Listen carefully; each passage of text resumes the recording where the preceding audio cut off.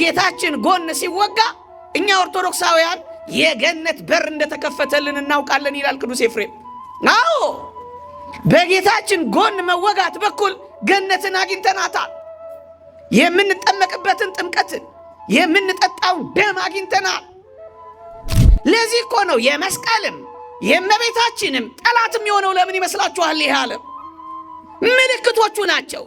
ወልደ እግዚአብሔር ለመንገሱ፣ ዲያብሎስ ለመሻሩ፣ ቅድስት ድንግል ማርያም ምልክት ናት። ስለዚህ ይጣላታል። ስሟን ሊያነሳው አይፈልግም። በቸልታ ያልፏታል።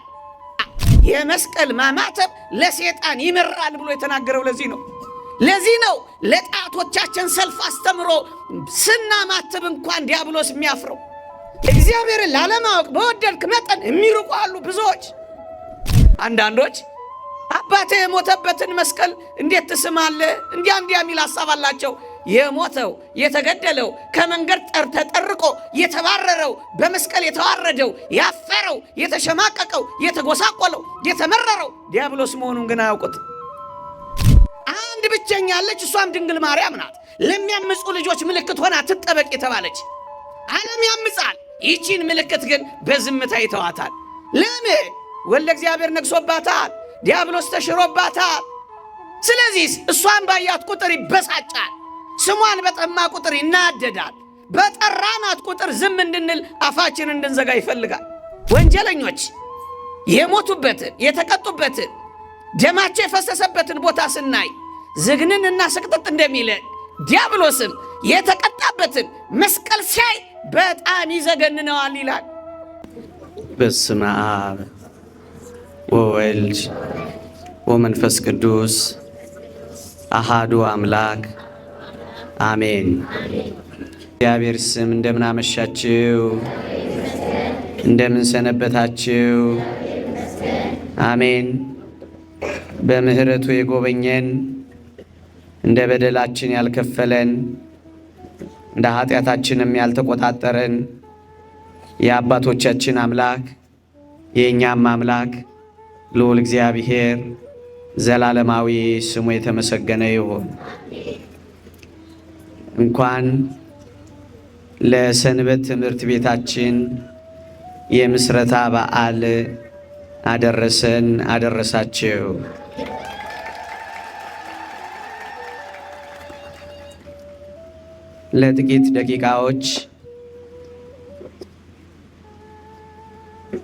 ለጥቂት ደቂቃዎች የእግዚአብሔርን ቃል እንማራለን። የአባቶቻችን አምላክ የእኛም አምላክ ልዑል እግዚአብሔር እንዲያስተምረን እንዲመክረን ቅዱስ ፈቃዱ ይሁንልን። አይሁዳዊነትና ኦርቶዶክሳዊነት ለጥቂት ደቂቃዎች የምንመካከርበት የትምህርት ሐሳብ ነው። አይሁዳዊነትና ኦርቶዶክሳዊነት። እግዚአብሔር ሰው ሆኖ ሲገለጥ ቀስ በቀስ ነው ራሱን ለዓለም የገለጠው። ይልቁንም ደግሞ ወገኖቹ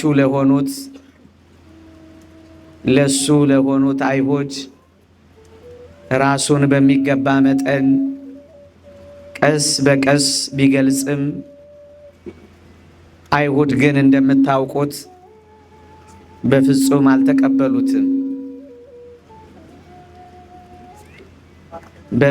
አልተቀበሉትም። ታስታውሱ ከሆነ ብዙ ጥያቄያቸው አንተ ራስህን ማን ትላለህ የሚል ጥያቄ ነበር የሚያቀርቡት። እንደውም በአንድ ወቅት ታስታውሱ ከሆነ እንዴት ራስህን ከእግዚአብሔር ጋር አስተካክለህ እግዚአብሔር አባቴ ነው ትላለህ ብለው ነበር ለመግደል ምክንያት የፈለጉት። እና አይሁድ እስከ መጨረሻዋ ደቂቃ እግዚአብሔር ያላደረገላቸው የቀረባቸው ነገር ባይኖርም እነሱ ግን እሱን ለማወቅ ባልወደዱት መጠን ከሱ እጅግ አጥብቀው ራቁ። ለዚህ ነው አጥብቄ ብፈልጋቸው አጥብቀው ከኔ ራቁ የሚለው ቃል የተፈጸመባቸው። የተወደዳችሁ ኦርቶዶክሳውያን የአይሁዳዊነት አእምሮና የኦርቶዶክሳዊነት አእምሮ እጅግ በጣም ይለያል። ኦርቶዶክሳዊነት በቅዱሳት መጻሕፍት ምስጢር በጌታችን መገለጥና ማዳን ላይ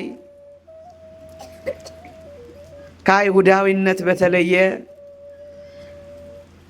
ከአጋንንትም ሐሳብ በራቀ እጅግ በጥልቀት ኦርቶዶክሳዊነት የእግዚአብሔርን ማዳን የጌታችንን መገለጥ በቅጡ የተረዳ ኦርቶዶክሳዊነት ነው ወገኖቼ።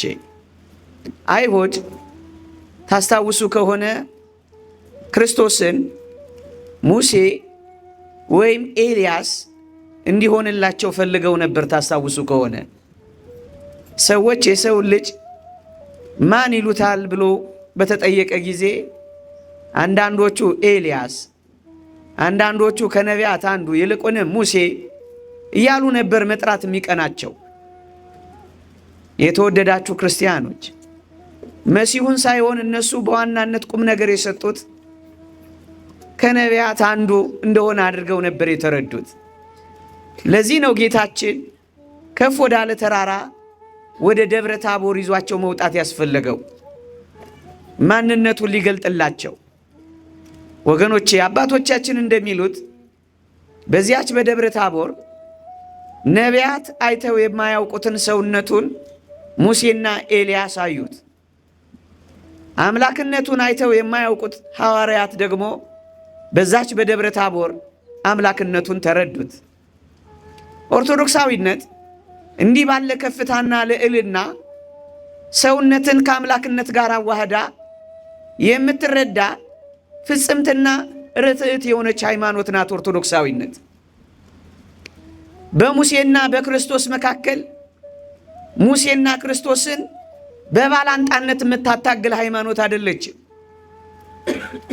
በኤልያስና በኢየሱስ መካከል በባላንጣነት የምታታግል አይደለችም ቤተ ክርስቲያን።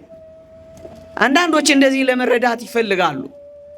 በፍጹም በብሉይ ኪዳንና በሐዲስ ኪዳን በኦሪትና በወንጌል በግዝረትና በጥምቀት በክርስቶስና በሙሴ በትላንትና በዛሬ መካከል ያለውን ልዩነት በቅጡ የተረዳች ብቻ አይደለም፣ በሚገባ ተንትና የምታስቀምጥ ሃይማኖት ናት ኦርቶዶክሳዊነት። ታስታውሱ ከሆነ አይሁድ ሙሴን ይፈልጋሉ። አይሁድ ኤልያስን ይሻሉ። ታስታውሱ ከሆነ ኤልያስን ይጣራል እስኪሉ ድረስ በጣም የናፈቁት ወይ ሙሴን ወይ ኤልያስን ነበር። የተወደዳችሁ ክርስቲያኖች አይሁድ ወደዛች ወደ ደብረ ታቦር በትህትና ጠጋ ቢሉ ወዳጃቸውን ሙሴን ደግሞም የሚፈልጉትን ነቢዩ ኤልያስን ከክርስቶስ እግር ስር ያገኟቸው ነበረ እና ወደዛች ወደ ክርስቶስ ሰገነት ወደዛች ወደ ደብረ ታቦር የቀረቡ ሁሉ የጌታችንን አገልጋዮች ሙሴንም ኤልያስንም ከክርስቶስ ለይተው በቅጡ ይረዱ ነበር። ወገኖቼ ቤተ ክርስቲያን በአገልጋዮቹና በጌታ መካከል ያለውን ልዩነት በቅጡ የተረዳች ቤተ ክርስቲያን ናት። አንዳንዶች ይህን አማተን እንደምንረዳ ያስባሉ። በዚህም በጣም ያሳዝኑናል። ቤተ ክርስቲያን ግን እንደዚህ አይደለችም። በጌታና በሎሌ መካከል ያለውን ልዩነት በቅጡ የምታውቅ ናት። የተወደደ መድኃኒታችን ኢየሱስ ክርስቶስ የተቀመጠ መላእክቱ ደግሞ ቆመው የሚያገለግሉ መሆኑን ታውቃለች። እንደ አይሁድ ከሙሴ ወይም ከኤልያስ ወይም ከመላእክት ጋር ልታስተካክለው አትሞክርም ክርስቶስን። እርሱ ከነርሱ አብዝቶ ይበልጣል እንደተባለው ክርስቶስ ይበልጣል፣ ክርስቶስ ይበልጣል፣ ክርስቶስ ይበልጣል ብላ የምታምን ቤተ ክርስቲያን ናት። ቤተ ክርስቲያን አንዳንድ ማሳያዎችን አይሁዳዊነት እንዴት እንዳልተረዳው ጥቂት ማሳያዎችን ልስጣችሁ። አይሁድ ፊትህን ተሸፈንልን የተባለውን ሙሴን ብቻ ነበር የሚፈልጉት። ከሲና ተራራ ሙሴ ሲወርድ ታስታውሱ ከሆነ የፊቱ ብርሃን አብርቶ ስለመጣ እታች ያሉት አይሁድ ሙሴ ተገልበብለነ፣ ሙሴ ወይ ተሸፈንልን ብለውት ሙሴም የፊቱን ብርሃን ሸፍኖላቸው ነበረ።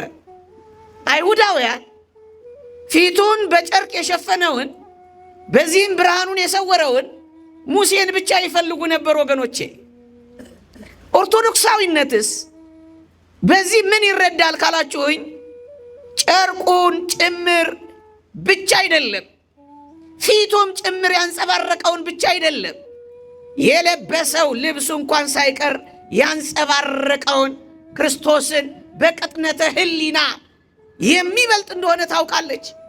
አይሁድ ሙሴን ይፈልጋሉ። ኦርቶዶክሳዊነት ግን ከሙሴ የሚበልጠውን ክርስቶስን በሚገባ አውቃ የምታስተምር ቤተ ክርስቲያን ናት። ከነቢያት ጋር አታስተካክለው። ነቢያት እግዚአብሔር እንዲህ ይላል ብለው ተናግረዋል። የሚበልጠው ክርስቶስ ተወዳዳሪ ተስተካካይም የሌለው እግዚአብሔር ነውና እኔ ግን እላችኋለሁ እያለ በስልጣኑ የተናገረውን ኦርቶዶክሳዊነት ትረዳለች። ያኛው ፊቱን ስለሸፈነ ብርሃኑ ተሰውሯል። ክርስቶስ ግን በዚያ በደብረ ታቦር ፊቱ ብቻ አይደለም የሚያንጸባርቀውን ልብሱን እንኳን ማየት አልቻሉም። ወገኖቼ አይሁድ እኮ አልወደቁም። ከዚያ ከሲና ተራራ ሲወርድ አይሁድ እኮ የሙሴን የፊቱን ብርሃን አይተው አልወደቁም። ሸፍንልን ብቻ እኮ ነው ያሉት። በዚያ በደብረ ታቦር ግን ክርስቶስን አይተው ወድቀዋል። ወገኖቼ እኛ በቅጥነተ ሕሊና ኦርቶዶክሳውያን እንደ አንዳንዶች ነቢይ ብቻ ነው ማንለው እኮ ለዚህ ነው ወገኖቼ። የነቢያት አምላክ ነው፣ የነቢያት ጌታ ነው፣ የነቢያት ላኪ ነው እሱ። ለዚህ እኮ ነው በፊቱ መቆም ሳይችሉ የወደቁት ወገኖቼ። ሙሴን ታስታውሱ ከሆነ ጫማህን ከእግርህ አውልቅ ነው የተባለው በዛች በደብረ ሲና። ወደዚህ ደግሞ ወደ ጌታችን ዘወር ላድርጋችሁ በሞቴ ክርስቶስ እንደ ነቢዩ እንደ ሙሴ ጫማህን ከእግርህ አውልቅ የተባለ የሚመስላቸው ነቢይ ብቻ የሚያደርጉት የአይሁዳዊነት አእምሮ ያላቸውም አሉ። እኛ ግን ከዚህ ከፍ ያለው እንረዳለን። ምን የሚለውን የጫማውን ጠፍር ልፈታ የማይገባኝ ነኝ የተባለውን ክርስቶስን እናውቃለን። ጫማን ከእግርህ አውልቅ የተባለውና የጫማውን ጨፍር የማይፈታውን ማን ነው ሊያስተካክለው የሚችል ወገኖቼ? ለዚህ ነው አይሁዳዊነትና ኦርቶዶክሳዊነት ለንጽጽር እንኳን የሚቀርብ አይደለም ወገኖቼ። ይሄን ብቻ አይደለም። ታስታውሱ ከሆነ ሙሴ ግብፃዊውን ገሎ ለማንም እንዳይናገሩ ነበር የተናገራቸው። የተወደደ መድኃኒታችን ኢየሱስ ክርስቶስ ግን ድንቅ ድንቅ ተአምራትን አድርጎ ሙት አስነስቶ ነበር አትናገሩ የሚለው። ዝነኛ ለመሆን አይደለም የመጣው ጌታችን። ዝነኛ ለመሆን ቢሆን ኖሮ የመጣው ጌታችን እኮ ሰው ሆኖ አይመጣም ነበር። ሊቃውንት እንደሚሉት ፀሐይን ወይም ጨረቃን ወይም ከከዋክብት አንዱን አስደናቂዋን ሆኖ ይመጣ ነበር እኮ ወገኖቼ። ድንቅ ድንቅ ተአምራትን እያደረገ አትናገሩ የሚለው አይበልጥም? ገሎ አትናገሩ ከሚለው በላይ አድኖ አትናገሩ የሚለው ይልቃል ወገኖቼ። ኦርቶዶክሳዊነት ከአይሁዳዊነት እጅግ የምትለየው እነዚህን መጽሐፋዊ ሐሳቦች፣ እነዚህን ጥልቅ የእግዚአብሔር የማዳን መንገዶች፣ የጌታችንን መገለጦች በጥልቀት የምታይ ሃይማኖት ናት ኦርቶዶክሳዊነት ወገኖች። አዎ ደግሞ መናገር ይቻላል። በዛ በደብረ ሲና ታስታውሱ ከሆነ እንደው አንዳንድ መነሻ ነጥቦችን ልስጣችሁ ብዬ ነው። ታስታውሱ ከሆነ ባሪያዬ ሙሴ እየተባለ ነበር የተጠራው። ሙሴ ለምን ይመስላችኋል ሙሴን ቅድሚያ የሰጠሁት? አይሁዳዊነት አእምሮ ክርስቶስን ከነቢይነት በታች ለማድረግ የሚታገል ነበር። ዛሬ እንዳለው አንዳንድ አእምሮዎች ወገኖች እዩ። በደብረ ሲና ባሪያዬ ሙሴ እየተባለ እንደተነገረው አይደለም በደብረ ታቦር የሰማ ነው። እና በደብረ ታቦር የሰማ ነው ምንድን ነው ካላችሁኝ፣ የምወደው ልጄ የሚለውን ቃል ነው የሰማ ነው። ልጄ የሚለው ቃል እኮ በጣም ጥልቅ ነው። አይሁዳውያን እንዴት ራስን ከእግዚአብሔር ታስተካክላለህ ብለው ስለሚሞግቱ ልጄ ነው ብሎ ደግሞ አብ የመሰከረ አፋቸውን ሊያዘጋ ቢሞክርም እነሱ ግን እምቢ አሉ። እነሱ ግን አልተቀበሉት። እነሱ ግን ሰቅለው ገደሉት። ልጅና ባሪያ አንድ ነው። ለዚህ እኮ ነው የባህሪ ጌትነት ያለው። ልጅ ነው ማለት እኮ እግዚአብሔር ነው ማለት እኮ ነው። አባቴ እኔን ሲወልደኝ በባህሪ ሰው ነው አባቴ፣ እኔም ሰው ነኝ። አባቴን በባህሪ አክዬ ነው እኔ የምወለደው። ልጄ ነው ማለት የባህሪ አምላክ ነው እግዚአብሔር ነው እያለ ነበር የሚነግራቸው። እንደ ሙሴ ባሪያዬ ነው የሚል ቃል አትሰሙም ወገኖቼ? ለዚህ ነው ኦርቶዶክሳዊነት ከአይሁዳዊነት እጅግ በጥልቀት እነዚህን ጉዳዮች የምትረዳ ሃይማኖት ናት ወገኖቼ። ደግሞ ትንሽ ፈቀቅ ላድርጋችሁ፣ ነቢዩ ኤልያስንም መመልከት ትችላላችሁ። የተወደዳችሁ ክርስቲያኖች፣ በእሳት ሰረገላ ካረገው ከኤልያስ በላይ ልብሱ እሳት፣ ክዳኑ እሳት፣ ራሱ እሳት የሆነው ክርስቶስ ለአይሁዳዊነት እንዴት ነው ያልተረዳቸው? በእሳት ሰረገላ ካረገው በላይ እሳት የሆነው የሚባላ እሳት ነው የተባለው ክርስቶስ እኮ ይበልጣል። ተነጻጻሪ ተወዳዳሪ የሌለው የኦርቶዶክሳዊነት አረዳድ ይሄ ነው ወገኖቼ። መጎናጸፊያውን ትቶ ከሄደው ከኤልያስ በላይ ስጋውን ሰጥቶን ደሙን ሰጥቶን የሄደው ክርስቶስ ይበልጣል። ኦርቶዶክሳዊነት የምትረዳው በዚህ ህሊና ነው ወገኖቼ። ነገሩን እንዳላበዛ ሌሎች ነጥቦችንም ለመጨመር እንዲመቸኝ ጥቂት አለፍ ብንል፣ የተወደዳችሁ ክርስቲያኖች፣ በጌታችን የማዳን ሥራ ውስጥ አይሁድ የሚረዱትና ኦርቶዶክሳዊነት የሚረዳው በጣም ነው የሚለያየው። አንዳንድ ነጥቦችን ላንሳላችሁ። አይሁድ የጌታችንን ጎኑን በጦር ሲወጉት አይሁድ የሚረዱት እንዳቆሰሉት፣ አይሁድ የሚረዱት እንደጎዱት፣ አይሁድ የሚያውቁት እንዳደሙት፣ አይሁድ የሚያውቁት እንደገደሉት ብቻ ነው የሚረዱት። ኦርቶዶክሳዊነትስ በጌታችን የጎን መወጋት በኩል ኦርቶዶክሳዊነት የሚረዳው ምንድን ነው ካላችሁ፣ ከቅዱስ ኤፍሬም ጋር ሆነን የጌታችን ጎን ሲወጋ እኛ ኦርቶዶክሳውያን የገነት በር እንደተከፈተልን እናውቃለን ይላል ቅዱስ ኤፍሬም። አዎ በጌታችን ጎን መወጋት በኩል ገነትን አግኝተናታል። የምንጠመቅበትን ጥምቀትን፣ የምንጠጣውን ደም አግኝተናል። የእሱ ጎን ሲከፈት ገነት አብራ ተከፍታልናለች ይላል ቅዱስ ኤፍሬም። ኦርቶዶክሳዊነት የሚረዳው እንደዚህ ነው። ቁስሉን ቁስል ብቻ አይደለም የምንረዳው፣ ፈውስ አድርገን ነው እኛ የምንረዳው። ለዚህ ነው በእርሱ ቁስል ተፈወሳችሁ የሚለን። አይሁዳዊነት ወይም የአይሁዳዊነት አእምሮ እንዳቆሰለ ብቻ ነው የሚያውቀው። የኦርቶዶክሳዊነት አእምሮ ግን በቁስሎቹ በኩል እንደተፈወስን ነው የምንረዳው። ይሄ ብቻ አይደለም ክርስቲያኖች፣ በመስቀል ላይ ክርስቶስ የመጨረሻውን እስትንፋስ ሲተነፍስ አይሁዳዊነት ወይም የአይሁዳዊነት አእምሮ የሚረዳው ክርስቶስ የመጨረሻውን እስትንፋስ ተንፍሶ እንዳበቃ ነው የሚረዱት። ኦርቶዶክሳዊነትስ ምን ይረዳል ካላችሁኝ፣ የሰው ልጆች እኛ የመጀመሪያውን እስትንፋስ በክርስቶስ የመጨረሻ እስትንፋስ በኩል እንደጀመር ነው። የመጀመሪያ የሕይወት እስትንፋስ መተንፈስ የጀመር ነው ክርስቶስ ሲያበቃ ነው ብሎ ነው ኦርቶዶክሳዊነት የሚያምነው ወገኖቼ። እዩ፣ አንዳንዶችም በዚህ ዘመን የሚረዱት እንደዚሁ ስለሆነ ነው። እነዚህን ሐሳቦች አይሁዳዊነት ብቻ ብለን አይደለም፣ ሌሎች ቅጥልጣዮችንም መቀጠል እንችላለን በዚህ ዘመን ወገኖቼ። አይሁዳዊነት ክርስቶስን በመስቀል ላይ እንደ ሞተ ብቻ ያምናል አይሁዳዊነት። ኦርቶዶክሳዊነትስ በዚህ በኩል ያለው እይታ ምንድን ነው ካላችሁ፣ ልክ ነው፣ የተወደደ መድኃኒታችን ኢየሱስ ክርስቶስ በመስቀል ላይ ሞቷል። ኦርቶዶክሳዊነት ግን በክርስቶስ ሞት በኩል የሚያየው የዲያብሎስን መገደል ግን እኛ እናውቃለን። ልክ ነው፣ ጌታችን ሞቷል፣ ዲያብሎስን ግን ገሎታል። አንዳንዶች አባቴ የሞተበትን መስቀል እንዴት ትስማለህ? እንዲያ የሚል ሐሳብ አላቸው። የሞተው የተገደለው ከመንገድ ተጠርቆ የተባረረው በመስቀል የተዋረደው ያፈረው የተሸማቀቀው የተጎሳቆለው የተመረረው ዲያብሎስ መሆኑን ግን አያውቁት። ኦርቶዶክሳዊነት በዚህ በመስቀል ሞት በኩል ዲያብሎስ እንደተዋረደ፣ ለዚህ ነው አባ ጊዮርጊስ ዘጋስጫ የመስቀል ማማተብ ለሰይጣን ይመራል ብሎ የተናገረው። ለዚህ ነው ለጣቶቻችን ሰልፍ አስተምሮ ስናማትብ እንኳን ዲያብሎስ የሚያፍረው። የተወደዳችሁ ክርስቲያኖች፣ ቅዱስ ዮሐንስ አፈወርቅ እንደሚለው እኮ ነው ወንጀለኞች የሞቱበትን የተቀጡበትን ደማቸው የፈሰሰበትን ቦታ ስናይ ዝግንንና ስቅጥጥ እንደሚለን ዲያብሎስም የተቀጣበትን መስቀል ሲያይ በጣም ይዘገንነዋል ይላል። ለዚህ እኮ ነው የመስቀልም የእመቤታችንም ጠላትም የሆነው ለምን ይመስላችኋል? ይህ ዓለም ምልክቶቹ ናቸው። ወልደ እግዚአብሔር ለመንገሱ፣ ዲያብሎስ ለመሻሩ፣ ቅድስት ድንግል ማርያም ምልክት ናት። ስለዚህ ይጣላታል። ስሟን ሊያነሳው አይፈልግም። በቸልታ ያልፏታል። በጉባኤያቸው መካከል የለችም። ዝም ብላችሁ አትዩት። ይሄን በቅጥነተ ሕሊና ካያችሁት ጠላቷ ሆኗል። ለዚህ ነው ከዘሯ የቀሩትን አንዳንዶችን ሊያሳድር ተነሳ ተብሎ የተጻፈው። መስቀልም እንደዚሁ ነው።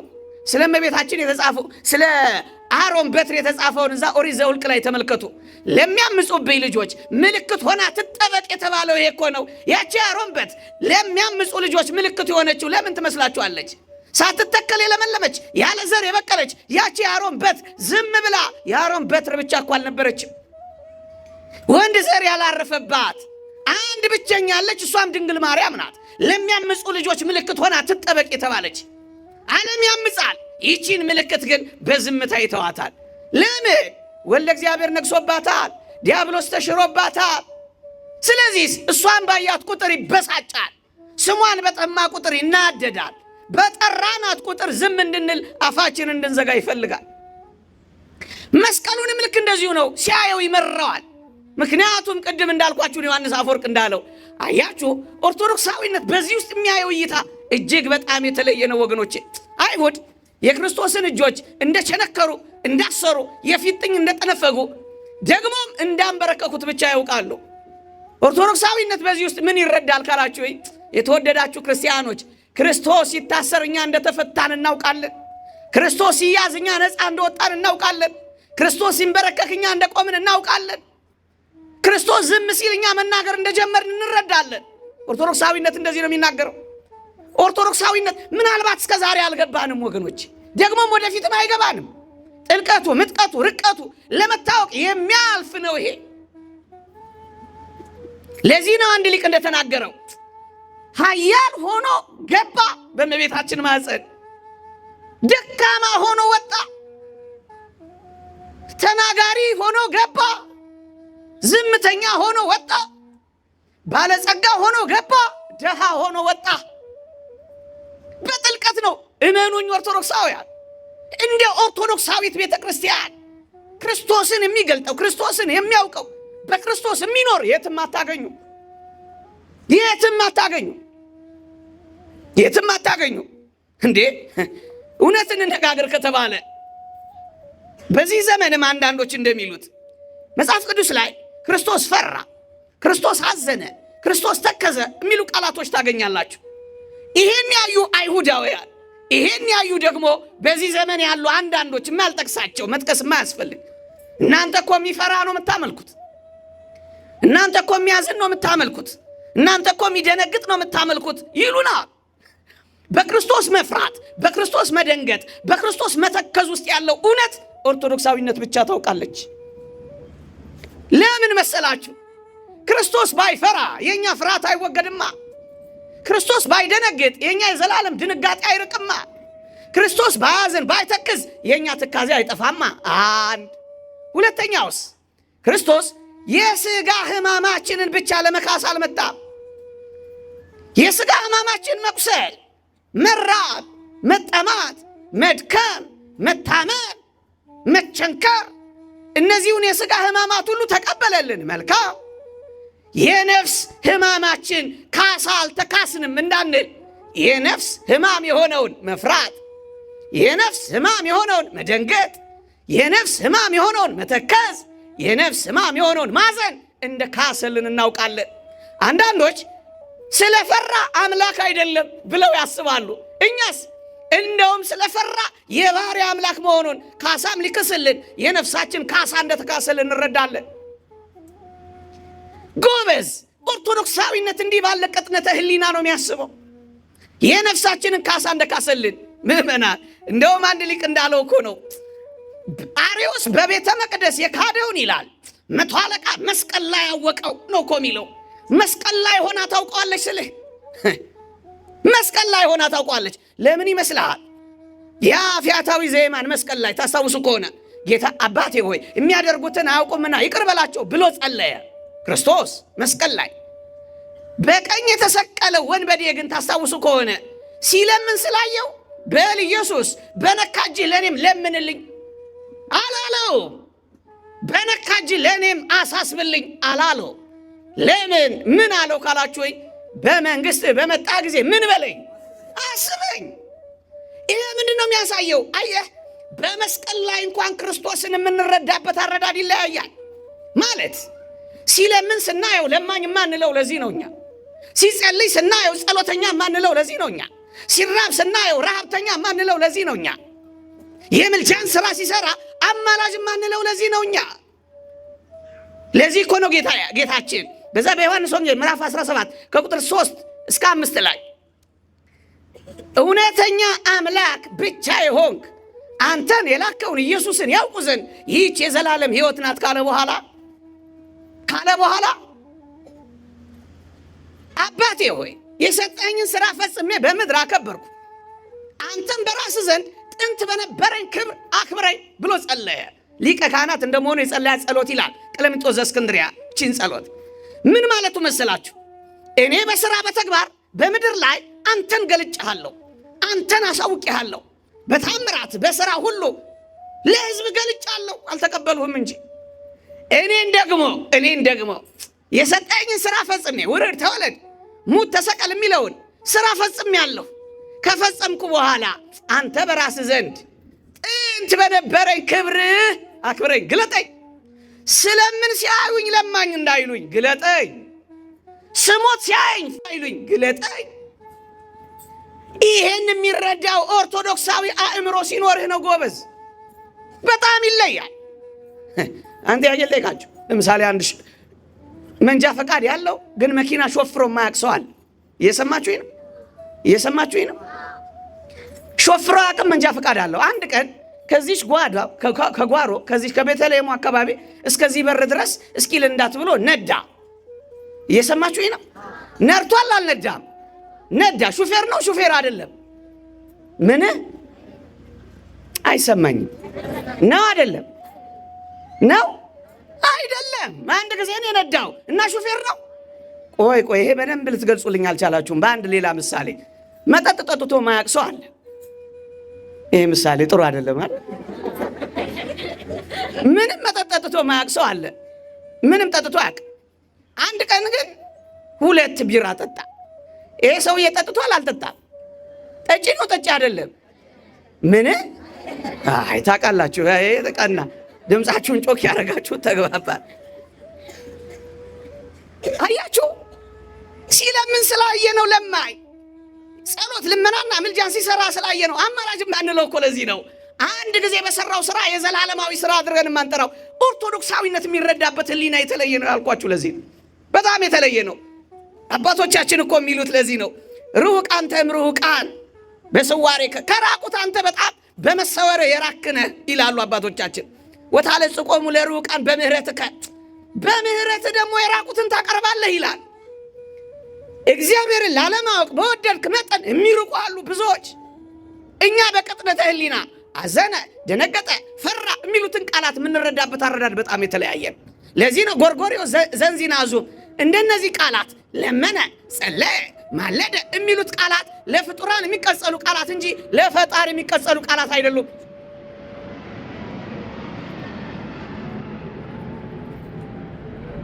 ልክ ነኝ ማቆሜ ነው? ይሰማ ነበረ። እግዚአብሔር ያጽናችሁ። አሜን በሉ እንጂ ፋታ እየወሰድን ማስተማር ነው።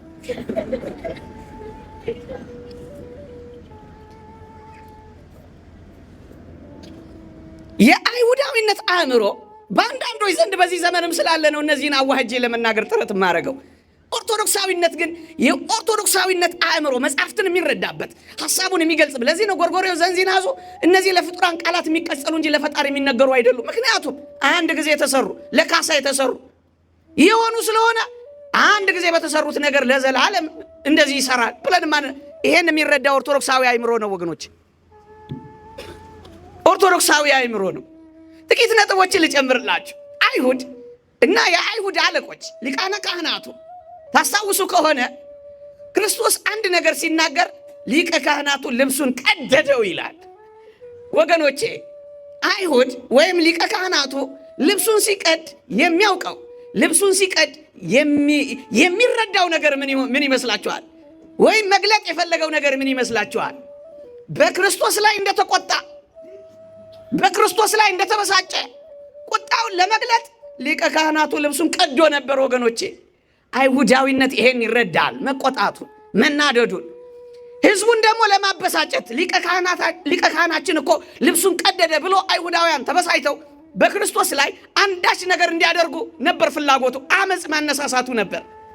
ኦርቶዶክሳዊነት የኦሪቱ ሊቀ ካህናት ልብሱን በመቅደድ ውስጥ ምንድን ነው የሚረዳው ካላችሁ ወይ የኦሪት ሊቃነ ካህናት ክህነታቸው እንደተሻረ ነው የሚረዳ። አውቁትም እነሱ እየሰማችሁኝ ነው።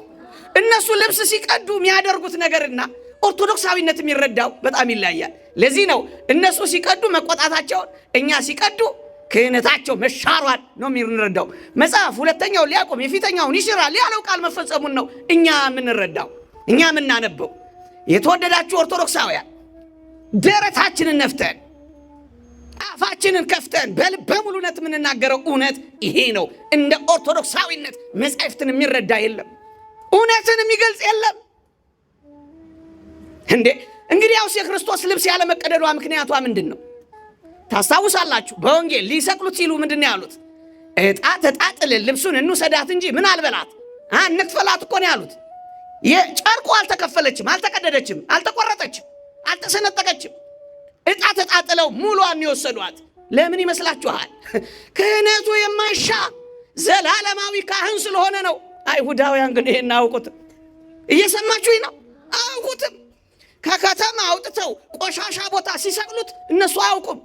ኦርቶዶክሳዊነት ግን ይሄን ይረዳል ወገኖቼ፣ በጥልቀት ነው የሚያውቀው። ጥቂት ነጥቦችን ጨምሬ ላብቃ እንዳላስመሽባችሁ። እየገባችሁ ነው ምለው ነው? ዝም ብዬ ነው የምጮኸው? እሰይ አይሁዳውያን ከሮማውያን ጋር ተባብረው ታስታውሱ ከሆነ ክርስቶስን ከምድር ከፍ አድርገው መስቀል ላይ ሲሰቅሉት ዋና ጉዳያቸው ምድራችንን እንዳረክስ ባዮች ነበሩ። እየሰማችሁኝ ነው? መሬቷ እንዳትረክስ ብለው ነው እነሱ የሰቀሉት። ኦርቶዶክሳዊነት በዚህ ውስጥ ያለው እሳቤ፣ ኦርቶዶክሳዊነት ያየው እይታ፣ ኦርቶዶክሳዊነት የሚረዳው እውነት ምንድን ነው ካላችሁ፣ የተወደዳችሁ ክርስቲያኖች እነሱ መሬታቸውን እንዳይረክስ ወደ ሰማይ አውጥተው እንደሰቀሉት ያውቃሉ። እኛ ግን ምን እናውቃለን? ወደ ሰማይ መሄጃ መንገዳችንን እየከፈተልን እንደሆነ እንረዳለን። እየሰማችሁኝ ነው? እዩ ሰውነታችንን ተዋሃደ ወመጻም ዘራ ዳዊት በስጋ ሰብ፣ ከዳዊት ዘር በስጋ መጣ የሚለው ቃል ሰው ሆነና ተፈጸመ። ይሄ ምን ያሳያል?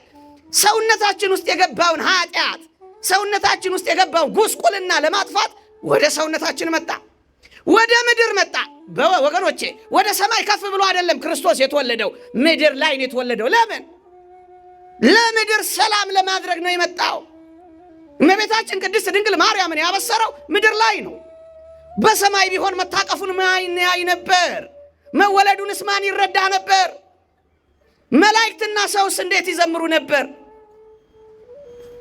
አንድ ላይ ለምድር ሰላም ሆነ የሚለው የምስራችስ እንዴት ይረዳን ነበር? ምድር ላይ ባይሆን ኖሮ አርአያነቱንስ እንዴት ይገባን ነበር? የክርስቶስ መምጣት ማዳን ብቻ አይደለም ማስተማርም ስላለው ትምህርቱንስ እንዴት እናውቀው ነበር? እኔ ዋህ በልቤ ትሑት ነኝ እያለ እያንዳንዱን የሄደበትን መንገድ ለትምህርታችንስ እንዴት እንገነዘብ ነበር? ለዚህ ነው ማዳኑን ምድር ላይ ያደረገው ወገኖቼ። ምድር ላይ ይሄ ብቻ አይደለም፣ ምድር ረክሳ ነበረ። ስለዚህ በኪደተ እግሩ እየባረካት ምድሪቷን ጭምር ቀደሰ። ሰውነታችንን ምድርን መቀደስ ብቻ አይደለም የተወደዳችሁ ክርስቲያኖች፣ ሰውነታችንን ቀደሰው፣ ምድራችንን ቀደሰው። ከዛ በኋላስ የሚቀረው ምን ይመስላችኋል? አየሩና ሰማዩ ነው። ሰማዩንም ሊቀድሰው ዘንድ ወደ ሰማይ ወጣ ይላል ቅዱስ አትናቴዎስ። ሰማዩም ረክሶ ነበር። በምን ረክሶ ነበር? ለጣዖት በታጠነ ጢስ የተሞላውን በጣዖት ስብ ጢስ የታፈነውን ለማጽዳት ኢየሱስ ክርስቶስ ወደ ሰማይ ወጣ ይላል ቅዱሱ። ሰማይን ሰውነታችንንም ምድራችንንም ብቻ አይደለም መቃብራችንን የሚቀድስ ዘንድ ወደ መቃብር ገባ። እኛ እንደዚህ ሲያደርግ አራቱንም ጎበዝ።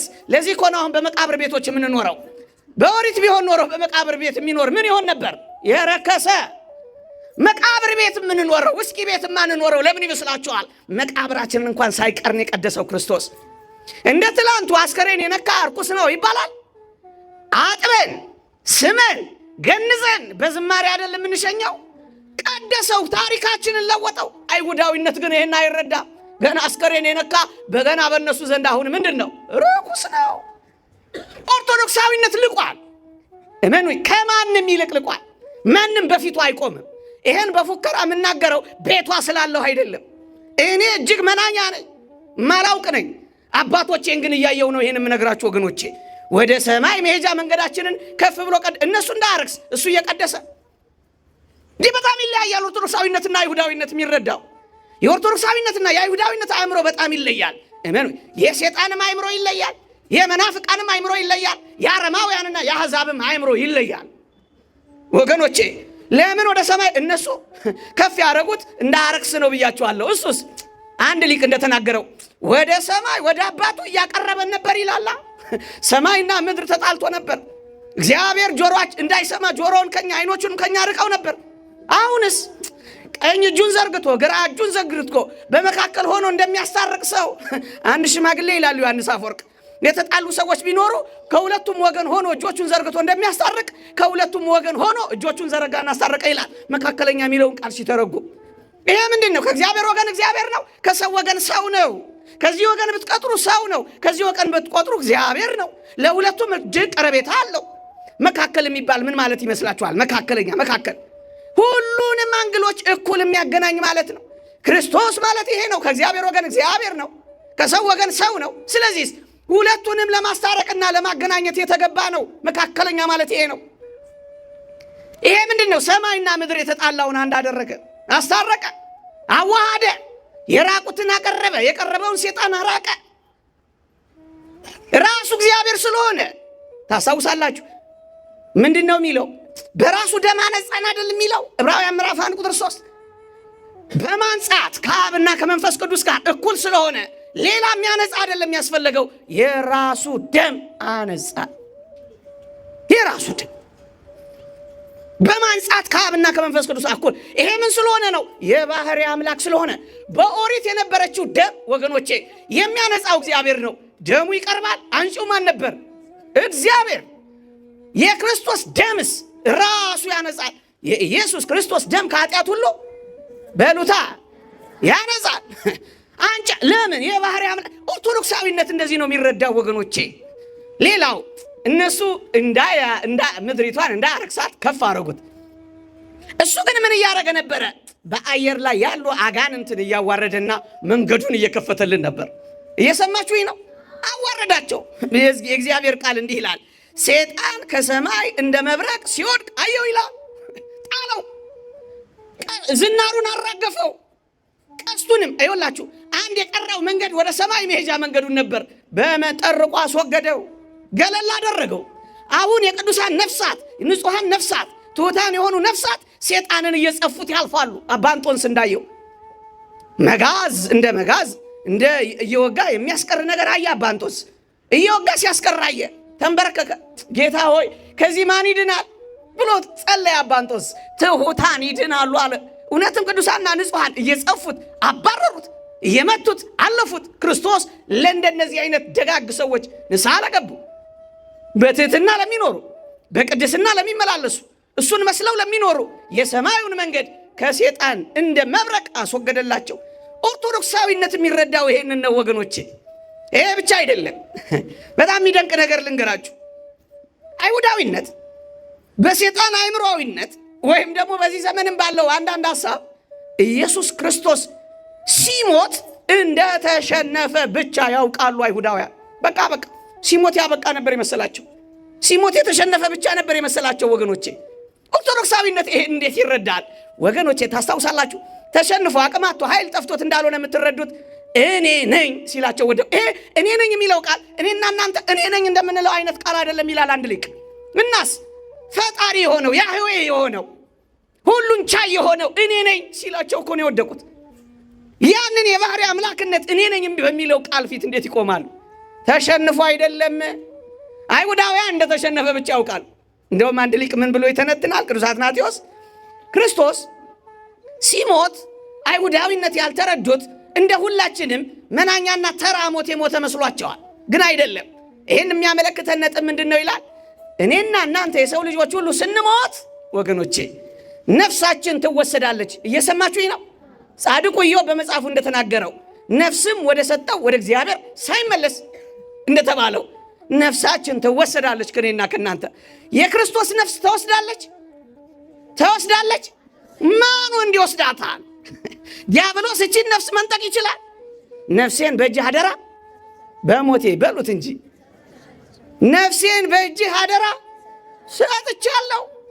ኦርቶዶክሳዊነት ይህንን ቃል ዝም ብሎ አልፈውም። ያ ሊቅ እንደተናገረው ያነበብነውን ሁሉ ሳንተረጉም አናልፍም። በእውነት ሳንተረጉም አናልፍም። ለዚህ ነው ኦርቶዶክሳዊነት ከፍ ያለ አረዳድ ነው ያለው በየትኛውም ጉዳይ ወገኖቼ። በጣም ልኑርባት ካላችሁ እድሜያችሁ ያበቃል። ያ ግብፃዊ ፋዘር ታድሮስ ማላቲ ዮሐንስ ወንጌልን ሲተረጉም ምን እንዳላልሰማችሁትም?